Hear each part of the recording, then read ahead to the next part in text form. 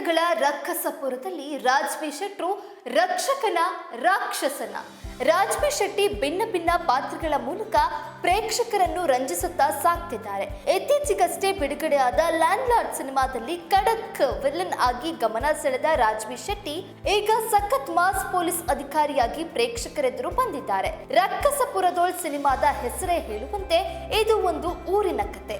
ಆ ಊರಿನಲ್ಲಿ ನಡೆಯುವ ಅಪರಾಧಗಳ ಹಿಂದಿನ ಕತೆ. ರಾಜ್ಬಿ ಶೆಟ್ಟಿ ಈವರೆಗೆ ಹಲವು ಸಿನಿಮಾಗಳಲ್ಲಿ ನಟಿಸಿದ್ದಾರೆ.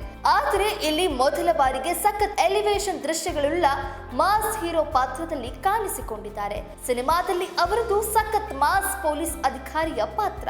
ರಕ್ಕಸಪುರದೋಳ್ ಸಿನಿಮಾ ಸಸ್ಪೆನ್ಸ್ ಥ್ರಿಲ್ಲರ್ ಜೊತೆಗೆ ಆಕ್ಷನ್ ಮತ್ತು ಕಾಮಿಡಿಯನ್ನ ಹೊಂದಿದೆ ಎಂಬ ಸುಳಿವನ್ನು ಬಿಡುಗಡೆ ಆಗಿರುವ ಟ್ರೈಲರ್ ನೀಡುತ್ತದೆ.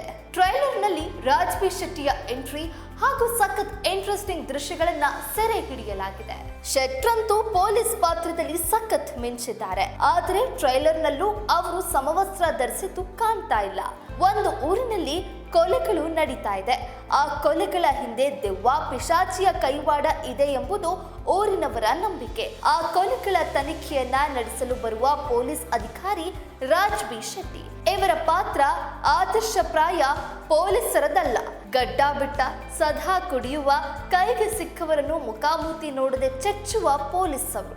ಇದೀಗ ಬಿಡುಗಡೆ ಆಗಿರುವ ಟ್ರೈಲರ್ ಸಿನಿಮಾ ನೋಡುವ ಕುತೂಹಲವನ್ನಂತೂ ಹುಟ್ಟು ಹಾಕಿದೆ. ರಕ್ಕಸಪುರದೋಳ್ ಸಿನಿಮಾವನ್ನ ರವಿ ಸಾರಂಗ ನಿರ್ದೇಶನ ಮಾಡಿದ್ದಾರೆ. ಸಿನಿಮಾ ನಿರ್ಮಾಣ ಮಾಡಿರುವುದು KN ಎಂಟರ್ಪ್ರೈಸಸ್ ನ ರವಿ ವರ್ಮಾ. ಸಿನಿಮಾದಲ್ಲಿ ರಾಜ್ಬಿ ಶೆಟ್ಟಿ ಜೊತೆಗೆ ಸ್ವಾತಿಷ್ಠ ಕೃಷ್ಣ, ಅರ್ಚನಾ ಕುಟ್ಟಿಗೆ ಇನ್ನು ಹಲವರು ನಟಿಸಿದ್ದಾರೆ.